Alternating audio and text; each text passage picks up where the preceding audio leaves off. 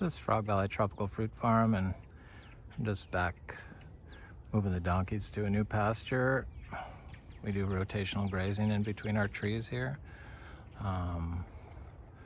And there's some trees back here still with some fruit on it. Some are with second crop. The ice cream, the carry have a second crop, and then the Valencia Prides are still on the tree. These were mangoes that were like the first mango trees I planted here, and they were from Pine Island Nursery, and I kind of guessed which ones to plant because I was focusing on Garcinias, and so that's why I have so many Garcinias. But I started tasting mangoes and found out that not all mangoes are created equal. So, but before I got to that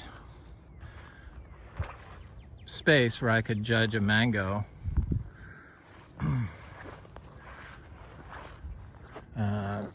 I picked these just from Pine Island Nursery and planted as 3 gallons 4 years ago without water, and put them back here. And before we did rotational grazing, we had the animals in here with them, and the animals just wreaked havoc on the trees. So these trees were kind of put at a disadvantage right from the start. I didn't do any biological primers to the pot, the nursery grown tree in the pot, the 3-gallon tree, and they do make a difference in planting a conventionally grown started mango into a biodynamic natural farming system, a biological natural farming system. I found that if you add biological primers to the tree when you get it from the nursery into the soil and the tree, spray the tree, it's like foliar spray for everything. And these are like a little tablespoon of earthworm castings or earthworm casting tea sprayed on it. Good compost, quality compost, a tablespoon of that. Compost tea sprayed on it. A lab spray, indigenous soil spray. Just do it, put it through like a biological boot camp in the pot before you plant it out. And when you do that, I've had 100% survival rate. Before we did that, it wasn't the case. And about, I don't know, some of them would die, or they wouldn't grow. So if you're gonna buy nursery grown mangoes, you really need to do the biological primers on the tree and on the soil in the pot before you plant them out. This is a no water situation. Nothing back here is ever watered. Never watered. And this was a coggshall tree. There's the Valencia Pride, and there's another carry.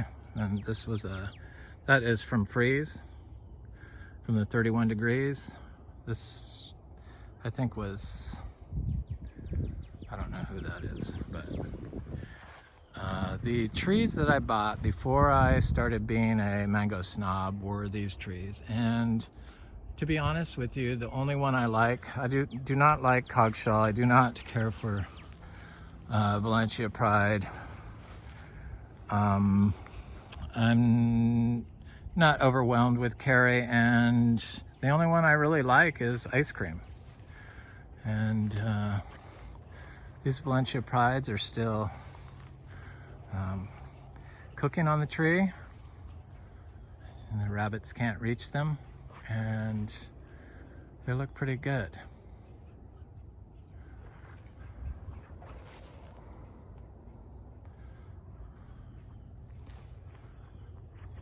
But after eating all summer mangoes and sweet tart mangoes and coconut cream mangoes and 015 mangoes and all the other top tier mangoes, peach cobbler, you name it, I've been eating it.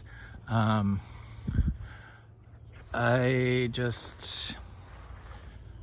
it's kind of getting towards late mango season, so it'll be nice that these will ripen around September or so, maybe August.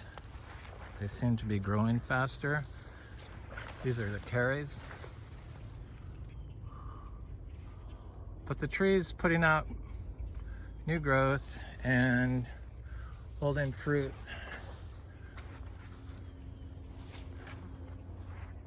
Forming buds.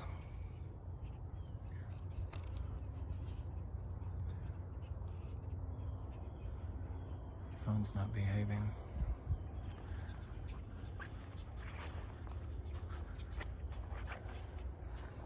So little ice cream mangoes.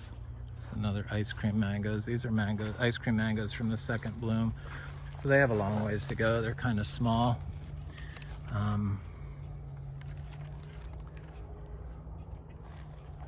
But I like ice cream mango.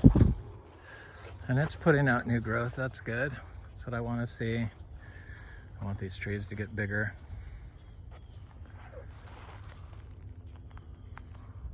The pastures, we do the rotational grazing, and we don't ever mow, and so everything that I do to the orchard floor I do in there, except for I add livestock. And you can see it's like, I don't know, near the tree.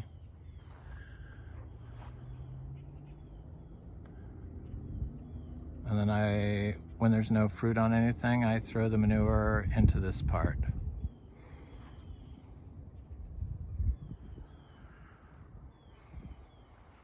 This is where I'm planting the cashews in between the trees, cashew seeds. Anyway, it's Frog Valley Tropical Fruit Farm. I hope you have a good day.